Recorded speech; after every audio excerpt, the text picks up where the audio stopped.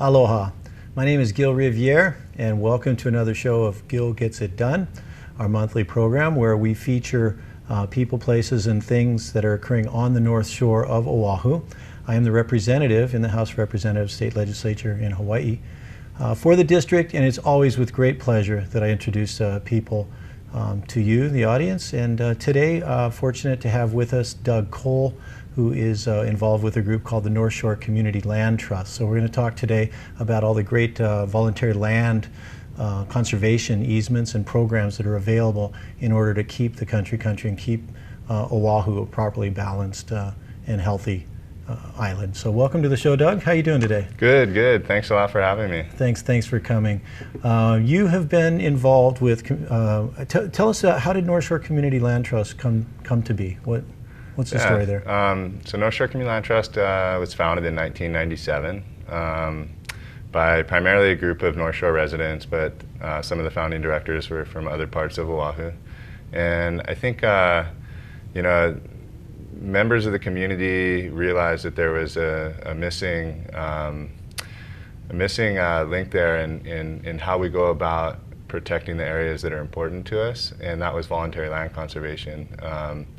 And a lot of times we get caught up in controversies over land use and land use issues, but what a land trust does and what North Shore Community Land Trust does is we try to work with landowners to help them explore their conservation options, to help raise conservation dollars, to go towards protecting places that pretty much everybody agrees should be protected. You know, the landowner, the government, the community, kind of all come together and work together. And so North Shore Community Land Trust, I like to think of as being founded out of a frustration with our prior approaches to influencing land use decisions on the North Shore. And we were founded in 1997, and since then we've had a lot of success in working to protect areas like Pupukea, Paumalu.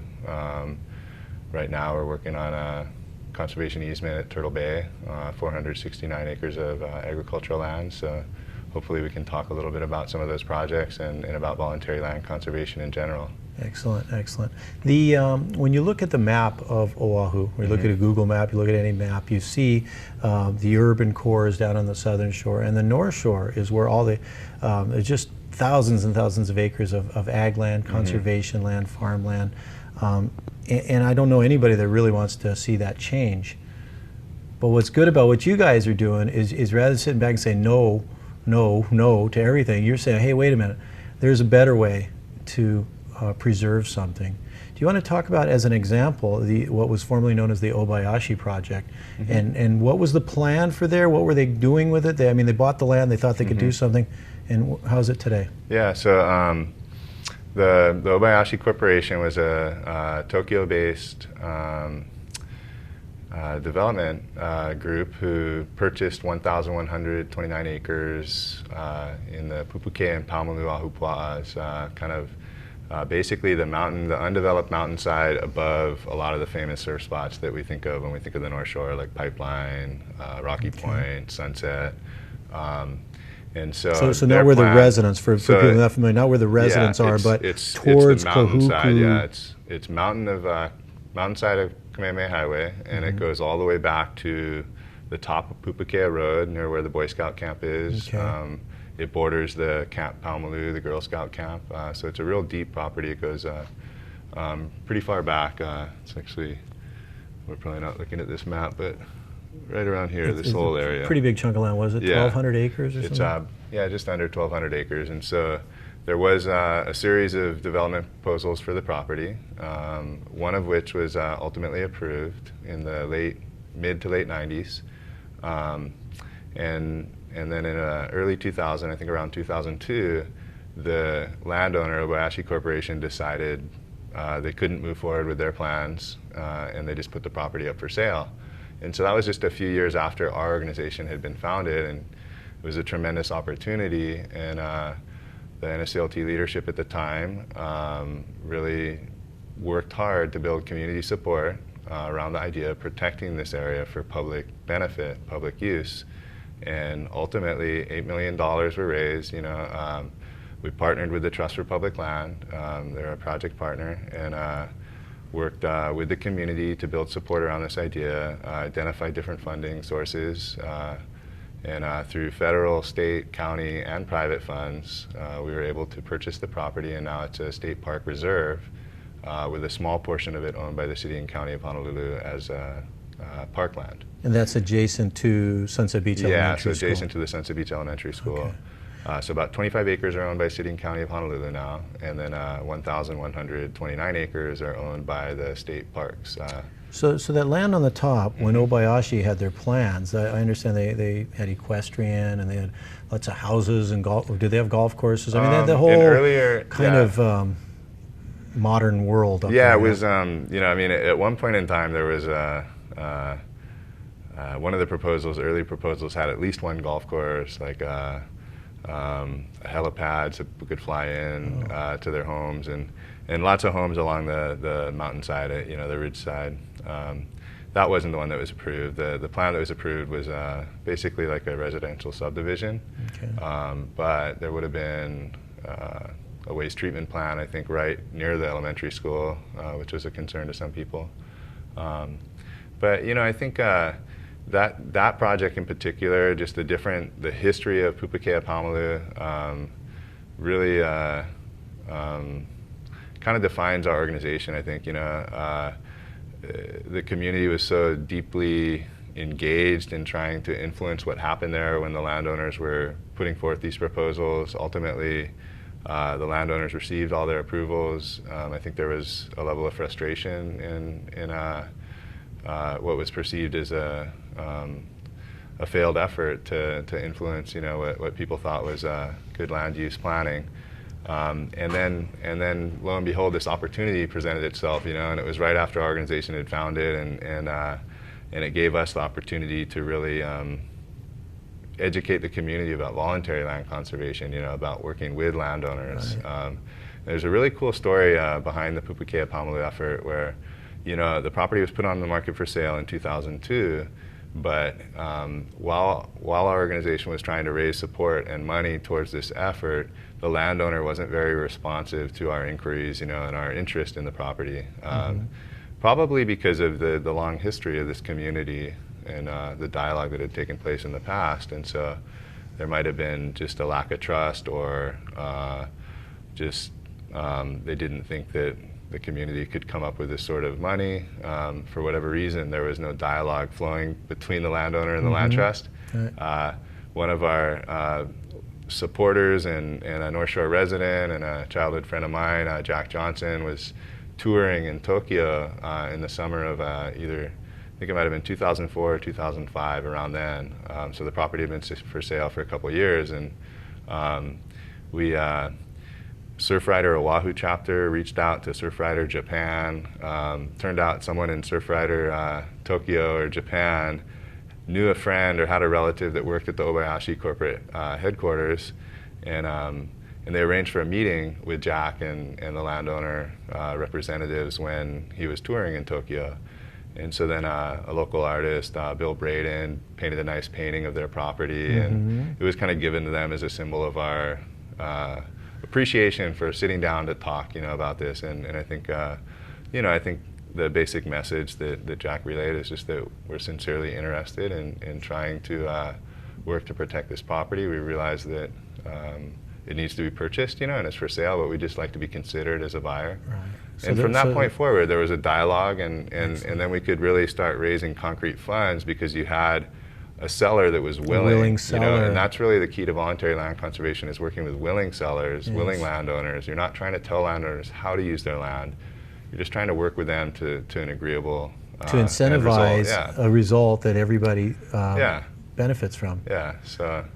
So well, that's great. So you got involved with that, and also Trust for Public Land is a national group that does kind of on a bigger picture the same thing, and they've got Trust for Public Land is we've partnered with them again and again. They're such a great organization, and they have so much experience and a lot more resources than a small group like ours, and so we've been tremendously successful in partnering with them. And their basic mission is to protect land for people. They don't they don't typically hold interest in land. They just help facilitate transactions, help raise funds for voluntary land conservation. Okay. You know, and so Now, do they what not was really critical with the Pupukea Pamalu was that we had someone willing to take ownership of that land. They could be the receiver of the land at a very critical time. Yeah. TPL could they might hold property in the interim while you finalize the transaction, but ultimately they're not going to sit on this and own a public park, you know, so the state, DLNR, being willing to take ownership of the majority of this property as a state park reserve was really critical. And so now as a state park reserve, the goal is to make it readily available. Well, conservation, but it's like hiking trails, or what's my understanding of a state park reserve is that it's basically a land bank. You know, it's there's no plans or funds in the foreseeable future, in the near future, to develop park facilities or restrooms or that sort of thing. And so because of that, because there's a lack of facilities, the state doesn't encourage use of it, but it is public property, you know, and so there's hiking can take place on it and does, and so, you know, it's real cool. One of the first things we did after protecting the property, ultimately it was transferred to the state in 2007, is we engaged the community in a planning process for Pupukea Pamalu, and so we got together different stakeholders from the community and from the landowner representatives and different government agencies, and just talk story about, you know, like, well, we protected this, what now? You know, what do people want to see happen here? There's a lot of discussion about what people didn't want to see happen there in the past, you know, but now that it's protected and it's here as a community asset, you know, how do we want to use this? And so we identified through that planning process several different projects and programs and initiatives that had community support, you know, and it ranged from passive recreation like hiking, horseback riding, mountain biking, to on the city portion that's adjacent to the school, you know, much more elaborate proposals there where, you know, people thought, oh, if the school ever needs to expand, if the elementary school needs more space, then you have area here that could be used for that. Or some sort of recreational facilities or whatever the like community recreational facilities. I mean, it's held by city and county Department of Parks and Recreation, with the thought being that, you know, they have an existing city park there. If there was a need to provide additional park facilities of some sort that are lacking now, then you have space there that's in a logical place to do it. Something you mentioned there about the planning, the visioning process leads us to our next subject, and that is the Greenprint Project. Tell us how you got involved with that and what that's doing. I think this is the chart of, is that the chart of the Greenprint?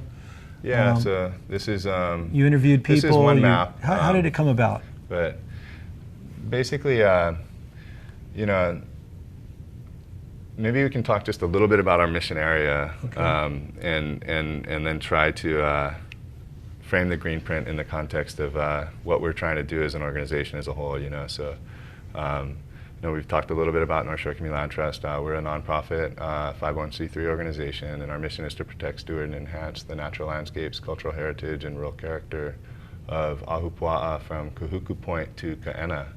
And so it's a big area. Yeah. And if you see here, you know, in red, it kind of shows the mission area and the whole island of Oahu. And you can see, you know, it's a large portion of Oahu, but it's a very critical portion of Oahu. I know you talked a little bit about at the beginning of the show, you know, just this is a resource to us all. You know, it's if you live out on the North Shore, that's great. You know, it's a nice place. It's a nice place to live, but regardless of whether you live there or elsewhere on the island or elsewhere in the world, it attracts us all as a place where we go to surf, swim, dive, just kind of get away. And so it's a tremendous resource. So the three things I really like to highlight about the importance of this area and our mission area in the North Shore and the country in general is just like, you know, if we're serious about achieving food security, we're going to need the ag land to grow the food that we're going to feed ourselves with. And much of that ag land is on the North Shore of Oahu within this mission area. So it's important to us all for that reason. Quality of life, you know, on the weekends, a lot of people complain about the traffic on the North Shore. Yes. But, you know, I don't like sitting in traffic any more than anybody else, but one thing that I try to do to put a positive spin on the traffic is like, hey, people are coming out here and they're enjoying the beaches, they're enjoying the country, they're getting that necessary peace of mind or relaxation to relieve stress, you know, and they're doing that on the weekends, and that's resident population traffic. You know, it's not just people from Waikiki. People from Waikiki are coming out daily. And so the difference that tips the scale on the weekend is people from all over Oahu coming out and enjoying it, and I think that's a great thing, you know, and we need to do that. And so to me, it shows how important this area is to us all. And then the last thing are sustaining the health of our economy. You know, we still have as a primary or one of the primary drivers of our economy the visitor-based industry. And I think 50% of visitors who stay in Waikiki come out to the North Shore for at least a day during their stay. And so part of the draw to a vacation on Oahu is going out to these rural places, you know, whether it's on the windward side of the island, the leeward side of the island, or the North Shore. You know, these are important areas for that visitor experience. And we shouldn't take that for granted, you know. It's no, and it doesn't just stay. Yeah, and so if it takes an hour to an hour and a half to drive out there now, it's still worth it, you know. If it takes 2 hours, 2.5 hours, 3 hours, is it still worth it? And then is it still worth it to go to Oahu for a vacation, you know? And so I think we need to think about that, the importance that these natural resources play in sustaining the health of our economy. And so with that in mind, you know, I mean, we definitely clearly feel strongly about our mission, but how do we go about accomplishing this? You know, how do we prioritize and protect lands that are going to be most important to the community and to the state and to the people who support us? And so the Greenprinting Project, the goal of that was to basically come up with a conservation plan based on GIS maps and technology that reflected the community's interest. You know, what does the community want to see us focusing on? And so, you know, we don't need to get into the details of this particular map. It's one of the Greenprint maps, but let me just give a brief overview of the process. You know, the first step was to reach out to the community and ask them, you know, what do you value about this area? So we did a series of interviews with different individuals from different backgrounds, whether they were residents of particular areas on the North Shore or representatives of different community organizations or government agencies. Tried to get a diverse group interviewed, and then based on that, we took that information, we put together a steering committee that was equally diverse.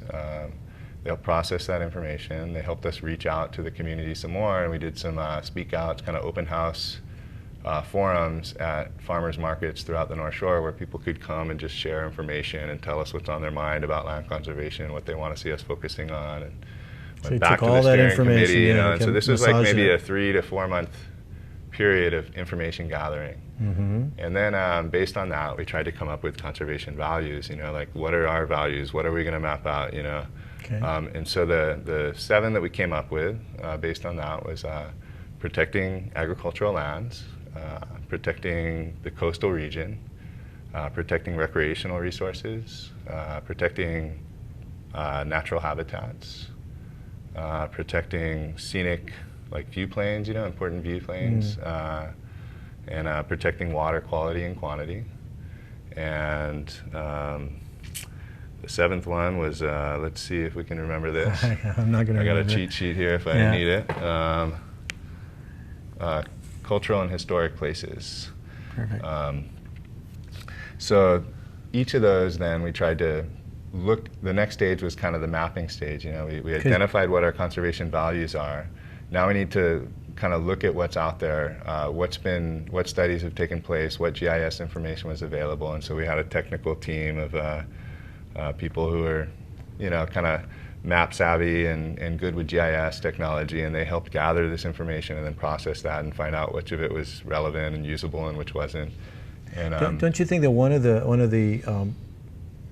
the problems or concerns was that without mapping it out as you've done, it's just kind of theoretical. It's like, wow, we should save more land. Well, which land? Why? Yeah. Isn't that what you guys were? I mean, that's what you were getting at. Is I mean, how do we lay it out and say, okay, this is what we really have? And I think you've done that. Yeah, I think that was that was the goal, was to figure out, you know, if we want to protect agricultural land, then where, you know, like which where is lands it? How are much going to do be we best? have? Like, you know, like we don't want to put a whole lot of effort into protecting something that's maybe not going to really fulfill that goal very well. So it's just because it's identified ag doesn't mean it's great. To be able to prioritize what we work on. But you know, with that in mind, you know, it's like we're still working in this voluntary land conservation context. You know, like we're not, just because something is identified through the Greenprint process that we went through, and if a particular landowner's land shows up as a high priority for ag, doesn't mean we're going to force them to conserve their land. You know, it just means that if they're interested in, then we know this is a high priority, and we'd like to work with you to protect that. And help them find a solution. An example of agricultural conservation is the Turtle Bay Mauka lands. So that was kind of encouraging, because you know, the timing of these different projects, you know, we started the Greenprint after we had already began working on the Turtle Bay Mauka conservation easement, but it was exciting to see that, you know, the agricultural criteria that our steering committee and technical team came up with ended up identifying this particular area as real important, you know, like as a high priority. And so that was reaffirming to our efforts to protect that area, to know that that project is pending. So we've secured, you know, that's another project we're partnering with the Trust for Public Land on, but and then there's $5.4 million in funding has been secured. That's a lot of money. And the landowner is very agreeable to selling the conservation easement. We're working on finalizing the transaction, you know, so that we can record it and transfer those interests to the land trust. And there's also there's some smaller ones. I mean, you know, pieces are not necessarily have to be 12,000 acres to be valuable, right? The Sunset Ranch has come online, and then there's other ones that are working. So really, Sunset Ranch is completed, and what's cool about that one, you know, it's a small ranch, but strategically it's a great location. It's right, it touches Waimea Valley, and so there's portions of the valley that are more easily accessible from there, and so that's Waimea Valley is 1,800 acres that were protected through voluntary land conservation. You know, not an NSCLT project. You know, TPL and OHA and others worked on that one, but it's kind of cool, because then on the other side, so you have Waimea Valley right there, and then on the other side is Pupukea Paumalū, you know, and so it's kind of this just this focal point of voluntary land conservation on the North Shore, and a great area to educate people on the importance of these programs. Pretty wonderful region. How does that tie in with other concerns around Oahu? Because I believe there's an Oahu Community Land Trust. Or, you know,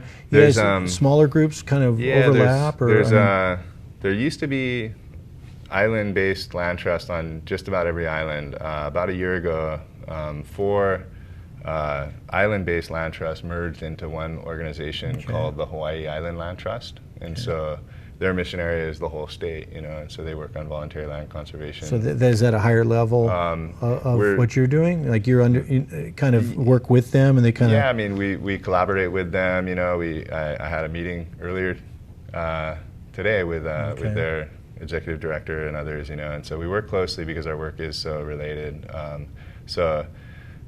The main difference is that we're a smaller organization. We have a more focused mission area, you know, just this regional focus on the North Shore.